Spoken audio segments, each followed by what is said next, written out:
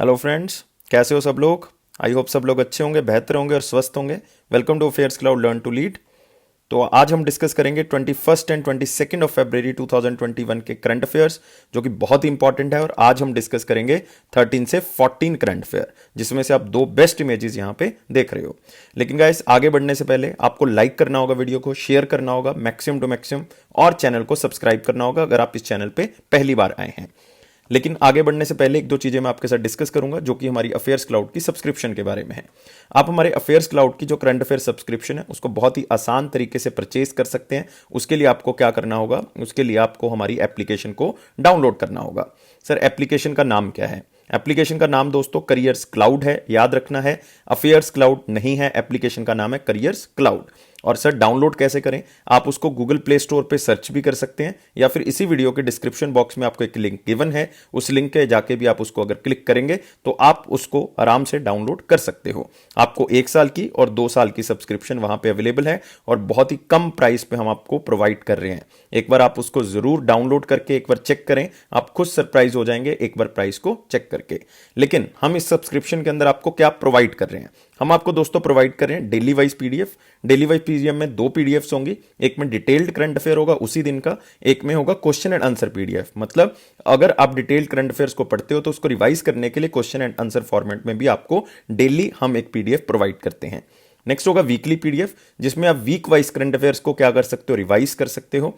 Next होगा weekly test, बहुत important है अपने आप को जांचने के लिए कि मुझे कितना करंट अफेयर याद रहता है। नेक्स्ट आता है मंथली पीडीएफ सेक्शन, अपने आप में बहुत इंपॉर्टेंट सेक्शन है, क्योंकि इसमें हम आपको बहुत सी पीडीएफ प्रोवाइड करते हैं। आप पहले देख सकते हो स्टडी पीडीएफ, मतलब जितना भी थ्योरेटिकल करंट अफेयर है पूरे मंथ का डिटेल्ड करंट अफेयर आपको दिया जाएगा इस पीडीएफ के अंदर। नेक्स्ट होगा क्वेश्चन एंड आंसर पीडीएफ, इसका मतलब अगर आप दोबारा से उसको रिवाइज करना चाहते हो क्वेश्चन एंड आंसर फॉर्मेट में, वो आप यहां से कर सकते हैं।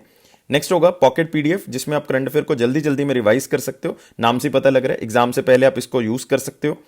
नेक्स्ट होगा banking, finance and economy PDF, खास करके हम उन बच्चों के लिए तैयार करते हैं जो बैंकिंग एग्जाम की तैयारी कर रहे हैं। नेक्स्ट होगा टॉप 100 बेस्ट 100 करंट अफेयर्स आपको दिए जाएंगे, वो भी क्वेश्चन एंड आंसर फॉर्मेट में, ताकि आप करंट अफेयर्स को बहुत अच्छे से क्या कर सको, रिवाइज कर सको। तो गाइज, ये सारी चीजें आपको हर महीने मिलेंगी, तो आप सोच सकते हो कि आपकी प्रेपरेशन करंट अफेयर्स की कितने अच्छे से हो सकती है। और ये सारी चीजें हम आपको बहुत ही कम प्राइस पे, इवन एनुअल सब्सक्रिप्शन और 2 साल की सब्सक्रिप्शन हम आपको प्रोवाइड कर रहे हैं। लेकिन उस मिनिमम प्राइस के ऊपर भी हम आपको 10% एक्स्ट्रा डिस्काउंट दे रहे हैं। अगर कौन से कोड का यूज करेंगे, ASH10, तो आपको 10% एक्स्ट्रा डिस्काउंट मिल जाएगा।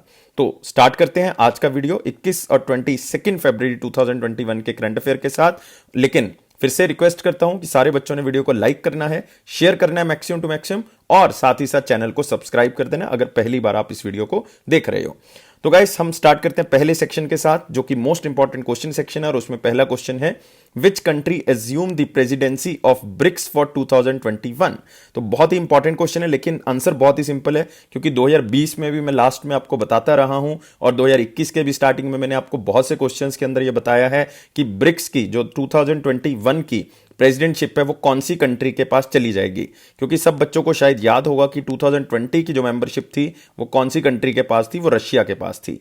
लेकिन 2021 की दोस्तों आंसर क्या होगा इसका, इंडिया। जो बच्चे इंडिया बता रहे हैं आंसर साथ ही साथ, तो वो बिल्कुल सही बता रहे हैं। अगर आपको लगता है कि टाइम कम मिल रहा है आपको आंसर बताने के लिए, तो यार वीडियो को एक बार पॉज कर लिया करें और मेरे साथ आंसर को मैच कर लिया करें। तो आप यहां पे देख सकते हो, एक्सटर्नल अफेयर्स मिनिस्टर जो हमारे एस जयशंकर जी हैं, उन्होंने इंडिया की एक वेबसाइट लॉन्च की स्पेशली फॉर द ब्रिक्स 2021। तो वो आपने थोड़ा सा याद रखना है, अदरवाइज ये ज्यादा इंपॉर्टेंट नहीं है। लेकिन ब्रिक्स की जो चेयरमैनशिप है वो किसके पास है, वो ज्यादा इंपॉर्टेंट है। और ब्रिक्स आपको पता है दोस्तों 5 कंट्रीज का एक समूह है, ब्राजील, रशिया, इंडिया, चाइना और साउथ अफ्रीका को मिला के जो है वो ब्रिक्स बनता है। और 2021 की चेयरमैनशिप जो है वो किसके पास है, इंडिया के पास है। और 2020 की किसके पास थी, रशिया के पास है। और गाइज, इसमें मोस्ट इंपॉर्टेंट चीज क्या है कि ये 50th एनिवर्सरी है किसकी, ब्रिक्स की। और इसका थीम क्या है, इंट्रा ब्रिक्स कॉपरेशन। ये याद रखना है, आपको पता होना चाहिए कि 15th एनिवर्सरी जो कि किस थीम से मनाई जा रही है, इंट्रा ब्रिक्स कॉपरेशन। और ब्रिक्स के बारे में बहुत ही इंपॉर्टेंट डेटा आपको पता होना चाहिए। अगर आप कहीं पे लिखना चाहते हो ब्रिक्स के बारे में, तो आप देख सकते हो कि पूरे वर्ल्ड की 41% वर्ल्ड पॉपुलेशन जो है वो ब्रिक्स कवर करता है, क्योंकि इसमें इंडिया भी है, चाइना भी है, most populous country all over world. तो आपको यहां से क्लियर रहेगा। और it have total combined area of 29.3% of total land surface of the world, मतलब जितना पूरे वर्ल्ड में एरिया है उसमें से 29.3% जो एरिया है वो सरफेस एरिया कौन कवर करता है, ये कंट्रीज जो है वो कवर करती हैं। और it accounts 24% of global GDP, मतलब पूरा ग्रॉस डोमेस्टिक प्रोडक्ट पूरे वर्ल्ड का जितना है उसका 24% यहीं कवर करते हैं, और जितना पूरे वर्ल्ड में ट्रेड हो रहा है उसमें से 16% ट्रेड इन 5 कंट्रीज में होता है। तो आप देख सकते हो कितना बड़ा समूह और कितना इंपॉर्टेंट समूह जो है वो पूरे वर्ल्ड के लिए, और हर कंट्री चाहेगा कि वो ब्रिक्स के साथ क्या करे, व्यापार करें, ब्रिक्स के साथ जुड़े। तो यहां पे क्वेश्चन जो इंपॉर्टेंट था वो मैंने आपको बता दिया। अगले क्वेश्चन की तरफ बढ़ते हैं। नेक्स्ट है arrow 4 anti ballistic missile will be A part of which country defence system. तो यार एरो 2 एरो 3 हमने रिसेंट न्यूज में पढ़ा था, कौन सी कंट्री से ये लिंक करता है, कौन से कंट्री के डिफेंस सिस्टम के साथ ये जुड़ा हुआ है। तो एरो 2 और 3 के बारे में मैंने बताया था, और ये दोस्तों कौन सी कंट्री के साथ जुड़ा हुआ, बहुत से बच्चे आंसर दे रहे हैं, आंसर बिल्कुल सही दे रहे हैं। आंसर क्या होगा इसका, इजराइल होगा। तो आप यहां पे देख सकते हो Israel developing new arrow 4 ballistic missile shield with United states, मतलब हेल्प किसकी ले रहा है, यूनाइटेड स्टेट्स ऑफ अमेरिका की इजराइल हेल्प ले रहा है, और दोनों ने काम स्टार्ट कर दिया कि वो एरो 4 नाम से एक एयर डिफेंस सिस्टम मिसाइल जो है वो बनाएंगे। और ऑलरेडी एरो 2 और एरो 3 जो है वो बन चुका है, उसका एक एडवांस वर्जन आप कह सकते हो एरो 4, जैसे हमारे यहां पे है अग्नि 1, अग्नि 2, अग्नि 3, लेकिन ये जो है वो बैलिस्टिक मिसाइल है, जैसे कि हमारे इंडिया के पास ब्रह्मोस है। लेकिन इजराइल एरोस्पेस इंडस्ट्रीज जो है वो मेन कॉन्ट्रैक्टर होगा जो इसको डेवलप करेगा, और ये इंडिजीनियसली डेवलप की जाएगी, मतलब इसके पार्ट्स, इसका जो रॉ मटेरियल है वो सारा का सारा क्या होगा, इजराइल का अपना होगा। इजराइल अब उन 4 कंट्रीज में से आ चुका है जिसने अपनी एंटी बैलिस्टिक मिसाइल जो है वो इंडिजीनियसली डेवलप की है। मतलब वो कौन कौन सी कंट्रीज हैं, यूएसए है, रशिया है और इंडिया है। ये 4 कंट्रीज अब हो चुकी हैं इजराइल को मिला के जो इंडिजीनियसली जो है वो क्या करती हैं, एंटी बैलिस्टिक मिसाइल को डेवलप कर चुकी हैं। और इजराइल के बारे में दोस्तों आपको पता होना चाहिए, प्राइम मिनिस्टर बेंजामिन नेतन्याहू, और कैपिटल जेरूसलेम है, करेंसी जो है वो इजरायली शिकल है। तो दोनों तीनों चीजें जो है वो याद रखनी है। प्राइम मिनिस्टर मेरे ख्याल सब बच्चों को पता होगा, प्राइम मिनिस्टर मोदी के दोस्त हैं, कैपिटल जेरूसलेम है, करेंसी इजरायली शिकल है। नेक्स्ट आते हैं दोस्तों अगले क्वेश्चन के ऊपर। Amit Shah released a book title राष्ट्र प्रथम, राष्ट्र प्रथम मतलब नेशन फर्स्ट, 82 वर्षों की स्वर्णिम गाथा, मतलब 82 वर्षों की स्वर्णिम गाथा, Nations first the golden story of 82 years, it is a history of. तो 82 मतलब 82 ईयर्स की जर्नी के बारे में बताया हुआ है, करेज के बारे में बताया हुआ है, उनकी बहादुरी के बारे में बताया हुआ है, किस तरह से उन्होंने देश को आगे बढ़ाने में योगदान दिया है। 82 वर्षों की स्वर्णिम गाथा, तो यार ये किसके बारे में बात हो रही है, यहां पे हो रही है सीआरपीएफ के बारे में बात हो रही है। तो आप यहां पे देख सकते हो the book is the history of central reserve police force since it's raising in 1939। तो 1939 में इसको बनाया गया था सेंट्रल रिजर्व पुलिस फोर्स को, और इस बार हमने पहला वेटरन्स डे बनाया है सीआरपीएफ का। ये आपने याद रखना है कौन से दिन बनाया है, 19 फरवरी को। तो इसको आपने याद रखना है, ये पहली बार बनाया गया है, तो इसके लिए एक दिन फिक्स किया गया है। ऐसे नहीं कि हर बार 19 फरवरी को बनाया जाएगा, ये बनाया जाएगा हर साल जो है वो 3rd फ्राइडे ऑफ द फरवरी। तो इस बार 19 फरवरी को था, तो 19 फरवरी को इसको बनाया गया। और डायरेक्टर जनरल आपको पता है कौन है, एपी महेश्वरी, जो कि एक आईपीएस ऑफिसर है, उनको बनाया गया है।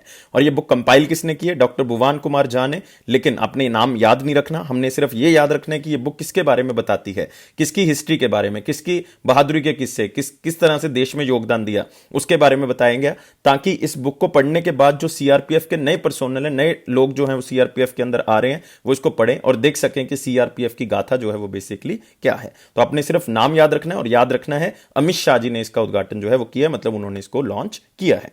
नेक्स्ट आते हैं, और साथ में डायरेक्टर जनरल सीआरपीएफ के डॉक्टर एपी महेश्वरी।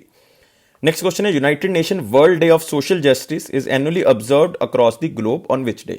तो यार क्वेश्चन तो बहुत सिंपल है, लेकिन दिन बहुत इंपॉर्टेंट है। World day of social justice मतलब हम बात कर रहे हैं कि किसी भी तरह से लोगों के साथ जो वो डिस्क्रिमिनेशन ना हो, लोगों को सोशली जो है वो कोई प्रॉब्लम ना आए, तो सोशल जस्टिस के बारे में यहां पे बात हो रही है, उनको न्याय देने के बारे में बात हो रही है। तो यहां पे कौन से दिन की हम बात करें कि किस दिन इसको सेलिब्रेट किया जाता है, तो यार आंसर अगेन बहुत ही सिंपल है। आंसर क्या होगा इसका, 20 फरवरी। तो बिल्कुल सही, बच्चे बिल्कुल सही आंसर सोच रहे हैं। तो 20 फरवरी 2021 world day of social justice, और इसका थीम क्या है, a call for social justice in the digital economy. क्योंकि जिस तरह से यार बहुत से लोग अब डिजिटल इकोनॉमी के साथ जुड़ रहे हैं, आप ऑनलाइन पेमेंट कर रहे हो, बहुत से बच्चे या बहुत से लोग जो हैं वो एप्लीकेशन को यूज करके पेमेंट कर देते हैं, लेकिन क्या इतना इंफ्रास्ट्रक्चर सब लोगों को अवेलेबल है, क्या सोशल लेवल पे सब लोग इक्वली ट्रीट हो रहे हैं, क्या सोशल लेवल पे सब लोगों को ये सारी सुविधाएं उपलब्ध हैं। तो उसको जागरूक करवाने के लिए ये दिन को जो है वो सेलिब्रेट किया जाता है। खास करके आप देख सकते हो, it is to promote and ensure social justice in the letter and spirit in the world where the social inequality persist. तो जहां पे सोशल इनइक्वालिटी है, जहां पे हम जाति के बारे में बात करते हैं, जहां पे हम धर्मों के बारे में बात करते हैं, तो सोशली जो है वो लोगों को न्याय दिलवाना बहुत जरूरी है, जहां पे इतनी ज्यादा इनइक्वालिटीज हैं। तो उसके बारे में ये दिन बताता है। और थीम आपने जरूर याद रखना है, a call for social justice in the digital economy. और बेसिक राइट्स लोगों को दिलाने के बारे में बात हो रही है, खास करके वर्कर्स को, जो कि अब रिसेंटली इस कोविड-19 के कारण डिजिटल प्लेटफॉर्म पे बहुत ज्यादा शिफ्ट हो चुके हैं। और क्या उनको डिजिटल इंफ्रास्ट्रक्चर पूरी तरह से प्रोवाइड हो रहा है? क्या उनके पास मोबाइल फोन है? क्या उनके पास इंटरनेट कनेक्शन है? क्या ये बेसिक इंफ्रास्ट्रक्चर उनके पास है? क्या उनके पास बैंक का अकाउंट है? तो ये सारी चीजें सोशल जस्टिस को आगे बढ़ाएंगी। और गाइस, इसमें कौन सी ऑर्गेनाइजेशन सबसे ज्यादा इन्वॉल्व है? वो है इंटरनेशनल लेबर ऑर्गेनाइजेशन। आपको पता है हेडक्वार्टर आईएलओ का कहां पे? Geneva, Switzerland. और इसके डायरेक्टर जनरल कौन है? गाय राइडर। तो दोनों चीजें याद रखनी है, आईएलओ इसमें बहुत इंपॉर्टेंट है और 20 फरवरी को इसको मनाया जाता है। नेक्स्ट क्वेश्चन आते हैं, वी हब। आपने बहुत बार सुना होगा इसका नाम, हमने बहुत बार न्यूज में कवर किया है। वी hub, women entrepreneurship hub, India's first and only state led incubator, belongs to which state government? Recently इन्होंने जम्मू कश्मीर गवर्नमेंट के साथ, मतलब जम्मू कश्मीर की एक ऑर्गेनाइजेशन के साथ टाई अप किया है, ताकि हम वुमेन एंटरप्रेन्योरशिप को आगे बढ़ा सके, उनको भी हम उनके जो स्टार्टअप्स हैं उनको भी आगे बढ़ा सकें।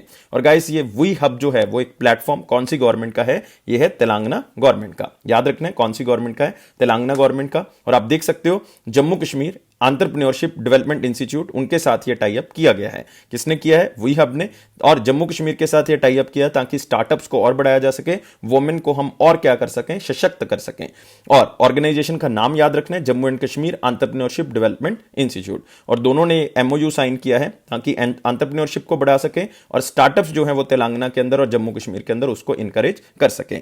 और ये दोनों एंटरप्रेन्योर्स को इकट्ठा करेंगे, चाहे वो जम्मू कश्मीर से बिलोंग करते हैं चाहे तेलंगाना से। स्पेशली फोकस किसके ऊपर होगा?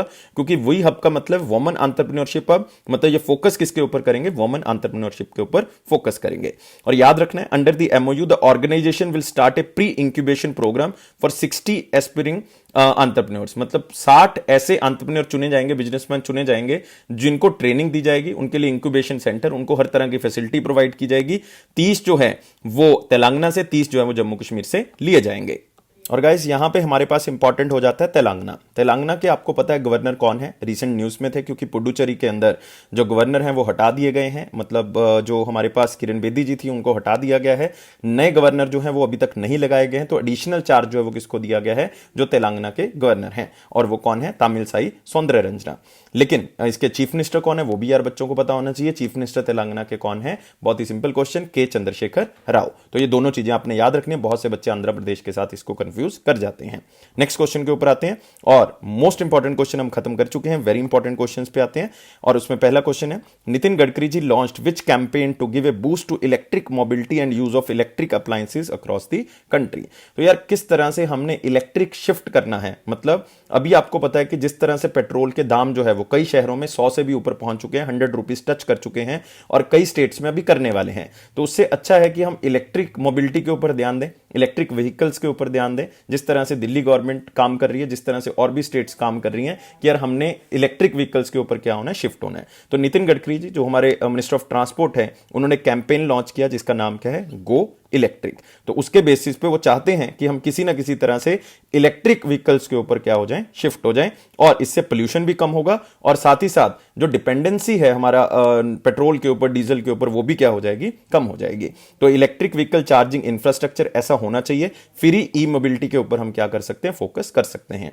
और रिसेंटली आपने याद रखना है, जो ministry of road and highways है, उन्होंने डीआरडीओ के साथ टाई अप किया है कि वो टेक्निकल एक्सचेंज करेंगे। मतलब डीआरडीओ सहायता करेगी मिनिस्ट्री ऑफ रोडवेज और हाईवेज का, कि यार हम किस तरह से हाईवे और रोड्स को इंप्रूव कर सकते हैं, खास करके इलेक्ट्रिक व्हीकल्स के अंदर हम किस तरह से उनको और प्रोग्रेस जो है वो दे सकते हैं, रोड्स की डेवलपमेंट किस तरह से की जा सकती है, हाईवेज को किस तरह से बनाया जा सकता है। तो डीआरडीओ के साथ ये टाई अप किया गया है। और डीआरडीओ के आपको पता ही है, डीआरडीओ का जो हेडक्वार्टर है वो कहां पे है? न्यू दिल्ली में है। बहुत से बच्चे गलत कर देते हैं, बेंगलुरु लगाते हैं, इसरो के साथ कंफ्यूज हो जाते हैं। तो डीआरडीओ के हेड कौन है? जी सतीश रेड्डी। इसके बारे में भी आपने याद रखना है। नेक्स्ट क्वेश्चन आते हैं, which company signed MOU with directorate general resettlement to provide work opportunity to ex serviceman of the personnel of the armed forces? यार आर्म्ड फोर्सेस से जो बंदे रिटायर हो चुके हैं या जो जा चुके हैं, तो उनको एक्स सर्विसमैन कहा जाता है। और उनको कौन सी कंपनी जो है वो नौकरी देगी, ये उनका ऑलरेडी जो है वो एक टाई अप चल रहा है, तो वो कौन सी कंपनी के साथ मिलके जो है वो उनके एक्स सर्विसमैन को, खास करके जो आर्म्ड फोर्सेस के एक्स सर्विसमैन है, उनको क्या प्रोवाइड करेंगे, नौकरी प्रोवाइड करेंगे। तो बताना होगा आपको कि क्या इसका आंसर होगा। फटाफट सब बच्चे बताएंगे और मैं सबके आंसर चेक भी करता हूं हमेशा, और फटाफट सबने जो है वो आंसर करना है। और मैं प्रॉमिस करता हूं कि आपका जो पेंडिंग करंट अफेयर मैं बहुत ही जल्दी जो है वो कवर कर दूंगा। आपको मेरी आवाज से पता लग रहा होगा कि बहुत ज्यादा चेंज है मेरी आवाज में, और बिकॉज ऑफ कि मुझसे बहुत लगातार जो है मैं बोल नहीं सकता, लेकिन फिर भी मैं आपके लिए कि करंट अफेयर अदरवाइज आपका जो छूट जाएगा, तो आप ही के लिए ये वीडियो जो है वो बना रहा हूं। तो गाइस फटाफट बताएंगे इसका आंसर क्या होगा। आंसर बहुत ही सिंपल है। आंसर क्या होगा, चाहे वो आर्मी के एक्स सर्विसमैन है, चाहे वो एयरफोर्स के हैं, चाहे वो नेवी के एक्स सर्विसमैन है, तो अमेजॉन का एक प्रोग्राम चल रहा है जिसके तहत उन्होंने 2019 में ये डिसाइड किया था कि जो आर्मी के वेटरन्स हैं हम उनको नौकरी प्रोवाइड करेंगे, और खास करके उनके एक टारगेट है कि 2025 तक हम 25,000 मिलिट्री वेटरन्स को क्या देंगे, नौकरी देंगे। क्योंकि उनमें आप कह सकते हो मर्यादा है, उनमें जो है वो डिसिप्लिन है, तो हम उनको नौकरी देके जो है बेसिकली अपने आप को ही क्या कर रहे हैं, इंप्रूव कर रहे हैं। तो आंसर क्या होगा दोस्तों, इसका अमेजॉन होगा। तो आप देख सकते हो यहां पे मिलिट्री वेटरन्स एम्प्लॉयमेंट प्रोग्राम जो कि अमेजॉन की तरफ से चलाया गया है, और अमेजॉन का टारगेट है कि 2025 तक हम 25,000 ऐसे मिलिट्री पर्सोनल्स को जो कि एक्स सर्विसमैन है उनको हायर करेंगे। मेन पर्पस क्या है, to create alternative career opportunity for the ex serviceman personnel who have served the country. तो एक उनके लिए यार रिस्पेक्ट है, मतलब अमेजॉन की, या आप कह सकते हो बाकी कंपनीज की जो भी ऐसा काम करेंगे, कि यार उनको एक रिस्पेक्ट जो है वो हम दे रहे हैं। Already Amazon employed many military veterans in the leadership and managerial roles in its operational network. क्योंकि यार मैनेजरियल रोल का मतलब है वो बहुत अच्छे से मैनेज कर सकते हैं उस चीजों को, क्योंकि डिसिप्लिन्ड है वो, उनका एक कार्यशैली जो है वो बहुत ही ज्यादा डिसिप्लिन्ड है। तो उसी के हिसाब से जो है वो हमें भी काम करना होगा, उसी के हिसाब से अमेजॉन कहता है हमें भी क्या होगा, फायदा होगा। तो याद रखना है अमेजॉन के बारे में मेरे ख्याल से सबको पता है कि हेड कौन है, जेफ बेजोस। नेक्स्ट क्वेश्चन के ऊपर आते हैं। Council of scientific and industrial research, मतलब मैं बात कर रहा हूं CSIR की, and which organisation signed MOU for supporting development, conduct and promotion of health research in India. तो किसकी तरफ से ये एक ऑर्गेनाइजेशन की तरफ से टाई अप किया गया है CSIR के साथ कि हेल्थ रिसर्च के ऊपर फोकस करना है, खास करके पोस्ट कोविड-19 वर्ल्ड में, ताकि दोबारा से अगर इस तरह का कोई वायरस या इस तरह की डिजीज हमारे सामने आती है तो हम उसको बहुत जल्दी से टैकल कर सकें। तो हेल्थ रिसर्च के ऊपर काम करना है, खास करके इंडिया में बहुत जरूरत है, पॉपुलेशन ज्यादा है, हमारे पास इतने ज्यादा सुविधाएं नहीं है हेल्थ से रिलेटेड, तो हमें इसको टैकल करना होगा। और ये कौन सी ऑर्गेनाइजेशन है दोस्तों, bill and Melinda Gates foundation, मतलब बिल गेट्स एंड उनकी वाइफ मेलिंडा गेट्स, उनके एक फाउंडेशन है, NGO टाइप ऑर्गेनाइजेशन है। तो वो बेसिकली CSIR के साथ मिलकर हेल्थ रिसर्च के ऊपर काम करेंगे। तो आप देख सकते हो Bill and Melinda Gates Foundation sign MOU in the area of conduct and promotion of the health research. तो यहां पे आप देख सकते हो मेन फोकस क्या होगा कि developing and testing of new preventions, किस तरह से हम रोक सकते हैं बीमारियों को, therapies and the interventions for solving major health concerns which affect India and other developing countries. क्योंकि यार डेवलप कंट्री के पास ऑलरेडी पैसा है, वो चीजों को जो है वो रिसर्च एंड डेवलपमेंट के ऊपर खर्चा कर सकते हैं, वो चीजों को बना सकते हैं, लेकिन खास प्रॉब्लम किसको है, डेवलपिंग कंट्रीज और अंडर डेवलप कंट्रीज, इनके लिए जो है वो ये किया जा रहा है। Both entities will work towards identifying possible areas of collaboration in the scientific and technical fields. तो इसके ऊपर काम किया जा रहा है, और नाम याद रखना है, Bill and Melinda Gates Foundation, और दूसरा हमारे पास है CSIR। और Bill and Melinda Gates Foundation का जो हेडक्वार्टर है वो कहां पे, Washington USA, Washington DC USA। Next आते हैं, अगला क्वेश्चन है, which international organisation in India hold 11th macro economic dialogue virtually, ताकि हम वर्ल्ड लेवल पे जो है वो एक अच्छे से आगे बढ़ सकें। कौन सी ऑर्गेनाइजेशन के साथ ये टाई अप हुआ है, ताकि ट्रेड इंप्रूव हो सके, हम ज्यादा ट्रेड करें, हमारा GDP इंप्रूव हो, और इवन हमारा फॉरेन ट्रेड भी जो है वो अच्छा हो सके। गाइस हम यहां पे बात करें कौन सी ऑर्गेनाइजेशन की, यूरोपियन यूनियन। तो इस क्वेश्चन में सबसे ज्यादा इंपॉर्टेंट चीज क्या है, यूरोपियन यूनियन। आपको पता होना चाहिए कि कितनी कंट्रीज मेंबर हैं, कौन इसका हेड है, और इसका हेडक्वार्टर जो है वो कहां पे, ये तीन चीजें आपको जरूर पता होनी चाहिए। तो ये 11th India European Union macro economic dialogue है, मतलब हम बाहर की कंट्रीज के साथ किस तरह से टाई अप करेंगे उसके बारे में डायलॉग हुआ है। और मैं पहले बता चुका हूं ये बायलेटरल कॉपरेशन, मतलब आपस में किस तरह से संबंध बनाएंगे, और बायलेटरल ट्रेड किस तरह से हम आपस में जो है वो ट्रेड करेंगे। इसमें हम फाइनेंशियल इंक्लूजन के बारे में बात करेंगे, हम बात करेंगे कि किस तरह से हम एक दूसरे कंट्री के लिए फिस्कल पॉलिसी में हेल्प कर सकते हैं, और किस तरह से हम एक दूसरे को पैसा प्रोवाइड कर सकते हैं। और खास करके पोस्ट कोविड-19 में जो चीजें हमने करनी है, क्योंकि कोविड-19 के कारण बहुत ज्यादा इंपैक्ट हुआ है, तो उसको ठीक करना है हमने और इकोनॉमी रेट को दोबारा से उसी लेवल पे लेके आना है जिस टाइम पीरियड पे हमने छोड़ा था कोविड-19 से पहले। और यूरोपियन यूनियन के बारे में याद रखना है 27 कंट्रीज हैं क्योंकि ब्रिटेन एग्जिट कर चुका है, अदरवाइज 28 थी लेकिन 27 होगा। और यूरोपियन पार्लियामेंट के प्रेसिडेंट कौन है? David Maria Sassoli. नाम को याद रखना है, हमने बहुत ही पहले 2020 के लास्ट में आई थिंक अक्टूबर या नवंबर में हमने इस क्वेश्चन को कवर किया था। और हेडक्वार्टर कहां पे इसका? Brussels, Belgium. नेक्स्ट क्वेश्चन के ऊपर आते हैं। 47th Khajuraho dance festival organised in which state? बहुत ही सिंपल क्वेश्चन है, एक आपको बहुत ही इजी, मतलब वेरी वेरी इजी क्वेश्चन इसको मैं कहूंगा, अगर आपको ये पता है कि खुजराहो टेम्पल्स कहां पे हैं, क्योंकि यूनेस्को की साइट है ये। तो 47th खुजराहो डांस फेस्टिवल जहां पे खुजराहो टेम्पल्स होंगे, आंसर क्या है इसका? मध्य प्रदेश। इसको चंडेला डायनेस्टी की तरफ से बनाया गया था ऑलमोस्ट 1000 एडी के आसपास, जो कि अनटचेबल्स के तौर से जाने जाते थे उस टाइम पीरियड पे, लेकिन उन्होंने मध्य प्रदेश के अंदर इस खुजराहो टेम्पल्स की शुरुआत की थी। तो खुजराहो डांस फेस्टिवल स्टेट बताना बहुत मुश्किल नहीं है क्योंकि आपको पता है कि खुजराहो टेम्पल्स कहां पे हैं। और ये डांस फेस्टिवल खुजराहो में ही हुआ है और United Nations Educational Scientific and Cultural Organisation heritage site जो है वो मध्य प्रदेश के अंदर, मैं पहले बता चुका हूं, यूनेस्को की एक साइट है। और खुजराहो डांस फेस्टिवल जो है वो 1975 में इंट्रोड्यूस किया गया था ताकि हेरिटेज और टूरिज्म को हम क्या कर सके? इंक्रीज कर सके, खास करके मध्य प्रदेश एरिया में। और ये खुजराहो के टेंपल चंदेला डायनेस्टी ने बनाए थे 1950 से लेके 1050 एडी के बीच में। और ये खास करके शिवजी, पार्वती, विष्णु इसको डेडिकेटेड है। तो याद रखना है, बहुत ही इंपॉर्टेंट है। मध्य प्रदेश आपके लिए इंपॉर्टेंट स्टेट है क्योंकि सबसे लार्जेस्ट एरिया अगर फॉरेस्ट वाइज देखा जाए तो वो किसका है? वो है मध्य प्रदेश का। यहीं पे आपको मिलेगा पन्ना बायोस्फीयर रिजर्व, यहीं पे आपको मिलेगा पंचमढ़ी बायोस्फीयर रिजर्व, यहीं पे आपको मिलेगा बांधवगढ़ नेशनल पार्क। तो ये सारी चीजें आपको कहां पे मिलेंगी दोस्तों? मध्य प्रदेश के अंदर। चीफ मिनिस्टर आपको पता है शिवराज चौहान है और साथ ही साथ गवर्नर आपको पता है नंदीबेन पटेल है। एडिशनल चार्ज उनको दिया गया लालजी टंडन जी के देहांत के बाद। नेक्स्ट क्वेश्चन पे आते हैं। SBI payment services private limited launched which app to extend the digitalisation of merchant payment in India? तो यार बहुत ज्यादा जोर चल रहा है, खास करके बैंकिंग सिस्टम के लिए एक चैलेंज है कि कोविड-19 के दौरान हम ज्यादा से ज्यादा डिजिटलाइजेशन के ऊपर फोकस कर सकें। तो एसबीआई पेमेंट सर्विसेज का एक दायित्व है कि यार जो मर्चेंट्स हैं उनको किस तरह से, जो बिजनेसमैन हैं उनको किस तरह से हम आसान कर सकते हैं उनके पेमेंट सिस्टम को। तो उन्होंने एक ऐप को लॉन्च किया है और उस ऐप का नाम क्या है? YONO merchant. तो याद कर लेना है नाम क्या होगा? योनो। योनो जो है वो एसबीआई की ऐप है और इसका मतलब है यू ओनली नीड वन। ये भी क्वेश्चन बहुत बार आ चुका है और बहुत बार पूछ चुके हैं। तो आप देख सकते हो SBI payments launch YONO merchant app to boost digital payments infra.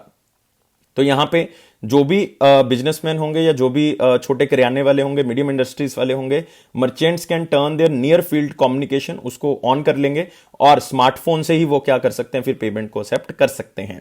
It is a brand extension of state bank of India YONO you only need one platform, मतलब उसके साथ लिंक करके इसको स्टार्ट किया गया है। एसबीआई ने रिसेंटली जो है वो टाई अप किया था वीजा के साथ on tap to phone feature to boost acceptance infrastructure across India. Phone पे ही एप्लीकेशन को डाउनलोड करें और वीजा वो पावर्ड होगा और साथ ही साथ जो है वो उस फोन पे टैप टू फोन का मतलब उसके ऊपर एक क्लिक करेंगे तो आप पेमेंट को एक्सेप्ट कर सकते हो। तो एसबीआई पेमेंट सर्विस के बारे में याद रखना है क्योंकि इनके चेयरमैन जो वो चेंज हो चुके हैं। आंसर क्या होगा? स्वामीनाथन जनकिरमन जो पहले थे इनके चेयरमैन, उनको बना दिया गया है एसबीआई का एमडी। 4 एमडी होते हैं, उसमें से एक एमडी बना दिया गया है। तो यहां पे हो जाएंगे हमारे पास स्वामीनाथन जनकिरमन। और एमडी और सीईओ कौन है? मिस्टर गुरी कुमार एम नायर। लेकिन चेयरमैन आपके लिए बहुत ज्यादा इंपॉर्टेंट है, ये आपको पूछा जाएगा क्वेश्चन। 99% चांस है कि ये क्वेश्चन आपको पूछा जाएगा।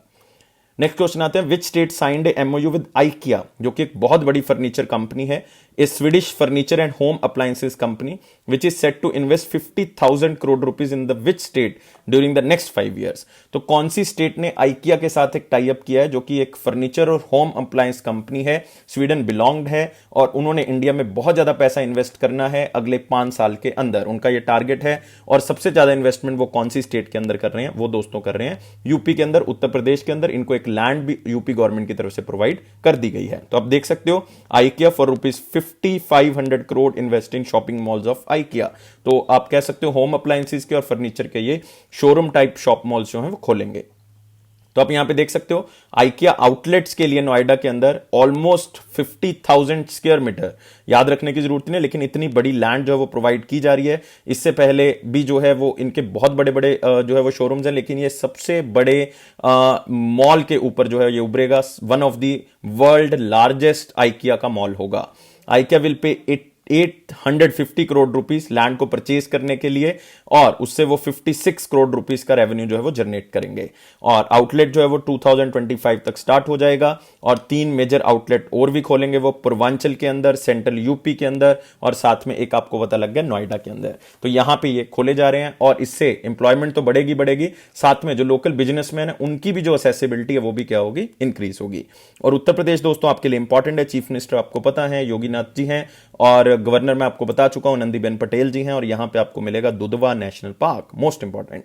नेक्स्ट क्वेश्चन पे आते हैं, which state started centre for perishable cargo at Lokpriya Gopinath Bordoloi international airport? यार कौन सी स्टेट ने एक ऐसा कार्गो यूनिट ओपन किया है जिसमें आप फ्रूट्स, वेजिटेबल, कोई भी पेरिशेबल आइटम है जो जल्दी खराब हो सकती है, तो अपने एयरपोर्ट पे जो है वो उन्होंने वो स्टार्ट किया, ताकि इधर से उधर जो है वो चीजें आराम से ट्रांसफर कर सकें। और उस इंटरनेशनल एयरपोर्ट का नाम है लोकप्रिया गोपीनाथ बारदोलोई इंटरनेशनल एयरपोर्ट। तो यार अगर आपको इंटरनेशनल एयरपोर्ट की लोकेशन पता है तो आपका एक क्वेश्चन ये भी कवर हो जाएगा कि एयरपोर्ट कार्ड कहां पे है और कौन सी स्टेट ने ये स्टार्ट किया, तो आंसर क्या होगा उसका, असम होगा। तो याद रखना है असम गवर्नमेंट ने ये स्टार्ट किया है। तो आप देख सकते हो सर्बानंद सोनोवाल जी, उन्होंने इस कार्गो की शुरुआत जो है वो की है। तो आप देख सकते हो, he has also flagged off an export cargo consignment of 600 kilogram of vegetable on the occasion of the inauguration. और पहली कार्गो फ्लाइट जो वो 600 किलो वेजिटेबल जो है वो लेके गई है, ताकि वो अलग अलग जगह पे सप्लाई हो सके, और स्टेट का जो स्टेट जीडीपी है वो भी इंक्रीज हो सके, और उससे साथ ही साथ जो है वो उनका ट्रेड भी जो है वो स्टेट का बढ़ सके। और उन्होंने अर्बनाइजेशन स्कीम भी जो है वो लॉन्च की है, वो असम के जो स्टेट कॉर्पोरेशन जो है वो इसको इंप्लीमेंट करेगा, जिसमें क्या होगा कि अगर आप बसेस में, मतलब वहां पे जो है वो ट्रांसपोर्ट सेक्टर में इन्वेस्ट करना चाहते हो तो आप बसेस को परचेज कर सकते हो, जिसमें बैंक की तरफ से लोन दिया जाएगा, लेकिन he or she would get a government sponsored subsidy of 25%, जिसमें 25% की सब्सिडी जो है वो सरकार की तरफ से दी जाएगी, मतलब 25% पैसा सरकार की तरफ से पे किया जाएगा।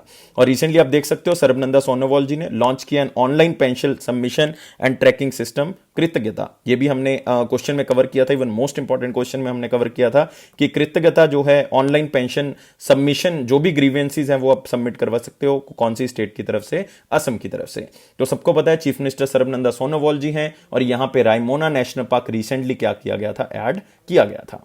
नेक्स्ट क्वेश्चन पे आते हैं, और अब आते हैं इंपॉर्टेंट क्वेश्चन सेक्शन के ऊपर, और उसमें एक क्वेश्चन डिस्कस करेंगे। Cricketer Dhammika Prasad announces retirement from international cricket, he belongs to which country? यार बहुत ही सिंपल क्वेश्चन है, इसलिए इसको इंपॉर्टेंट क्वेश्चन में कवर कर रहे हैं, लेकिन बहुत ही कम चांस है कि ऐसा क्वेश्चन आपको पूछ लें, लेकिन फिर भी कोई भी क्वेश्चन हम नहीं छोड़ रहे हैं, सारे के सारे क्वेश्चन कवर कर रहे हैं, तो इसके लिए इस क्वेश्चन को भी हम नहीं छोड़ेंगे। तो कौन सी कंट्री से बिलोंग करते हैं, खास करके वो टेस्ट में ज्यादा खेले हुए हैं, 25 टेस्ट खेले हुए हैं, 24 वनडे इंटरनेशनल खेले, 1 T20 उन्होंने खेला है, मतलब बहुत ज्यादा इंटरनेशनल क्रिकेट वो नहीं खेले हैं। और आंसर क्या होगा दोस्तों इसका, श्रीलंका होगा। याद रखना है, फास्ट बॉलर हैं धमिका प्रसाद, फोटो देख सकते हो आप धमिका प्रसाद का, और इन्होंने इंटरनेशनल क्रिकेट से रिटायरमेंट ले ली है। नेक्स्ट आते हैं दोस्तों वन लाइनर इंपॉर्टेंट पॉइंट्स के ऊपर, और पहला है Ethiopia deputy prime minister Demeke Mekonnen 4-day visit to India. तो सबसे पहले आपने यहां पे कंट्री हमारे लिए इंपॉर्टेंट हो जाती है, और वो कंपनी कौन सी है दोस्तों, कंट्री कौन सी है, वो इथियोपिया। तो आंसर यहां पे क्या होगा, यहां पे आपको पता लग चुका है कि इथियोपिया कंट्री के बारे में हम डिस्कस कर रहे हैं, तो इथियोपिया का आपको पता होना चाहिए कि कैपिटल कौन सी है, एडिस अबाबा, करेंसी कौन सी है, इथियोपियन बिर। ये 2 चीजें आपने याद रखनी है, और कुछ भी इंपॉर्टेंट नहीं है। उनके डिप्टी प्राइम मिनिस्टर का नाम हमारे लिए इंपॉर्टेंट नहीं है, और ये कौन से कॉन्टिनेंट से बिलोंग करती है, ईस्ट अफ्रीका में बिलोंग करती है। अगर आप देखोगे बिल्कुल कॉर्नर पे आपको इथियोपिया मिल जाएगा। नेक्स्ट आते हैं, prime minister inaugurates and lays foundation stone of key projects in the power and urban sector in Kerala. तो स्पेसिफिकली केरला के लिए ये लॉन्च किया गया, लेकिन हमने याद नहीं रखना, नेशनल न्यूज के बारे में बात करें, लेकिन अगर आप स्टेट स्पेसिफिक बात करोगे तो आप केरला की न्यूज अगर पढ़ना चाहते हो तो आप ये हमारी वेबसाइट को जो है वो जरूर देखा करें, वहां से जरूर न्यूज को पढ़ लिया करें। तो वहां पे बहुत सी चीजें जो है वो केरला के अंदर स्टार्ट की गई हैं। लाइक अगर मैं आपको एक एग्जांपल दूं, उन्होंने एक integrated command and control centre and smart road project जो है वो त्रिवेंद्रपुरम में स्टार्ट किया है केरला के अंदर। एक पावर प्रोजेक्ट और वाटर ट्रीटमेंट प्लांट जो है वो स्टार्ट किया केरला के अंदर, लेकिन हमें याद रखने की जरूरत नहीं क्योंकि ये केरला स्पेसिफिक आ गया। Next, India Australia facilitated winners of circular economy hackathon. तो यार सर्कुलर इकोनॉमी के बारे में मैंने बहुत पहले आपको बताया था, और रिसेंटली 2-3 दिन पहले भी मैंने आपको इसके बारे में बताया है। तो सर्कुलर इकोनॉमी का मतलब है दोनों कंट्रीज को जो है उससे फायदा होगा, कुछ ऐसे इनिशिएटिव ली जाएं, और सर्कुलर मतलब एक तरह से दोनों इकोनॉमीज उससे बेनिफिट जो है वो प्राप्त कर सकें। और ऑस्ट्रेलिया के बारे में आपको पता है, स्कॉट मॉरिसन जो है वो उनके प्राइम मिनिस्टर हैं, और याद रखना है ये सर्कुलर इकोनॉमी हैकेथन कौन सी दो कंट्रीज के बीच में चल रही थी, बस ये दो चीजें जो है वो इंपॉर्टेंट है। Next, RBI puts ₹1000 withdrawal cap on Deccan urban cooperative bank for next 6 months. तो यार एक बैन लगाया गया है, आप कह सकते हो, बैन कह सकते हो, या आप कह सकते हो कि एक मेजर जो है वो आरबीआई की तरफ से लिया गया है कि किसी भी तरह का जो फाइनेंशियल बर्डन जो है वो ना आ जाए। तो ₹1000 ही आप जो है वो विड्रॉ कर सकते हो इस बैंक से। फिर से एक कोऑपरेटिव बैंक की बात हो रही है, और ये कहां से बिलोंग करता है, ये Deccan urban cooperative bank belong करता है कर्नाटका का। नेक्स्ट आते हैं, Indian coast guard C453 interceptor boat commission at Chennai. तो यार कोई ज्यादा इंपॉर्टेंट क्वेश्चन नहीं है, क्योंकि रिसेंटली इन्होंने एक इंटरसेप्टर बोट जो है वो पहले भी जो है वो स्टार्ट की थी, लेकिन नंबर जो है वो याद करने की जरूरत नहीं है आपको कि 453 नंबर है, ऐसा कुछ याद करने की जरूरत नहीं है, ना ही क्वेश्चन कोई ज्यादा इंपॉर्टेंट है। नेक्स्ट, इजराइल एंड यूएस, ये मैं बता चुका हूं कि एरोफोर्स जो वो कौन सी कंट्री से बिलोंग करता है, इजराइल से, यूएसए के साथ उसको मिलकर बनाया जा रहा है। नेक्स्ट आते हैं 20 Feb 2021 के क्वेश्चन की बारी। क्वेश्चन था, which monument is known as the national monument of India. National monument of India जो है वो किसको कहा जाता है, एक सिंपल क्वेश्चन, एक सिंपल आंसर। तो इसका आंसर दोस्तों क्या था, इंडिया गेट। तो आंसर बिल्कुल सही है, इंडिया गेट। वॉर मेमोरियल जो है वो राजपथ के ऊपर जो है वो लोकेटेड है, इसको नेशनल मॉन्यूमेंट ऑफ इंडिया भी कहा जाता है। तो याद रखना है, इंडिया गेट इसका आंसर होगा। अब आते हैं क्वेश्चन ऑफ द डे, मतलब 21 एंड 22 का जो क्वेश्चन है वो क्या है। क्वेश्चन है, which place is said to be the Manchester of South India. मतलब बिजनेस के लिए आप कह सकते हो, बहुत सी चीजें वहां से ट्रेड होती हैं, तो इसलिए उसको कहा जाता है मैनचेस्टर ऑफ साउथ इंडिया। तो कौन सी जगह को कहा जाता है, फटाफट आप कमेंट बॉक्स में आंसर देंगे, ताकि सुबह मैं इसका आंसर जो है वो आपको दे सकूं। तो हम अब बहुत ही स्ट्रिक्टली अनाउंस कर रहे हैं कि हम सुबह आपके लिए वीडियो पोस्ट कर दिया करेंगे, 10 से 11 बजे के बीच में आपको वीडियो मिल जाया करेगा। थोड़ा सा आराम है, लेकिन गले के कारण जो है वो मैं वीडियोस नहीं पोस्ट कर पाया, लेकिन अदरवाइज मैं आपको निराश नहीं करूंगा। कोई भी दिन जो है वो हम कोशिश करेंगे कि किसी भी तरह से मिस जो है वो ना हो। तो गाइस, आपको सिर्फ क्या करना है, 700+ लाइक्स प्रोवाइड करने हैं, सब्सक्राइब करना है चैनल को, ये दो काम आपने जरूर कर देने हैं, और आपको वीडियो को मैक्सिमम टू मैक्सिमम शेयर जरूर करना है। बेल बटन को प्रेस कर दें ताकि वीडियो आपको ऑन टाइम मिल सके। और अफेयर्स क्लाउड की पीडीएफ, ये जो सब्सक्रिप्शन है, इसका ये प्रॉमिस है कि यार ये आपके कॉन्फिडेंस को जरूर बूस्ट करेगा अगर आप वीडियोस को देखते रहोगे रेगुलरली, और अगर आप पीडीएफ्स को पढ़ते रहोगे, तो ये मेरा प्रॉमिस है कि आपको कोई भी प्रॉब्लम जो है वो करंट अफेयर सेक्शन में नहीं आएगी। और मैं हमेशा कहता हूं, लाइफ को बहुत ज्यादा सीरियस मत लें, life is beautiful, life is fun, so हमेशा एंजॉय करें। और मैं कामना करता हूं कि इस साल आपका एग्जाम जो है वो जरूर क्लियर होगा। Thank you guys, take care, bye bye.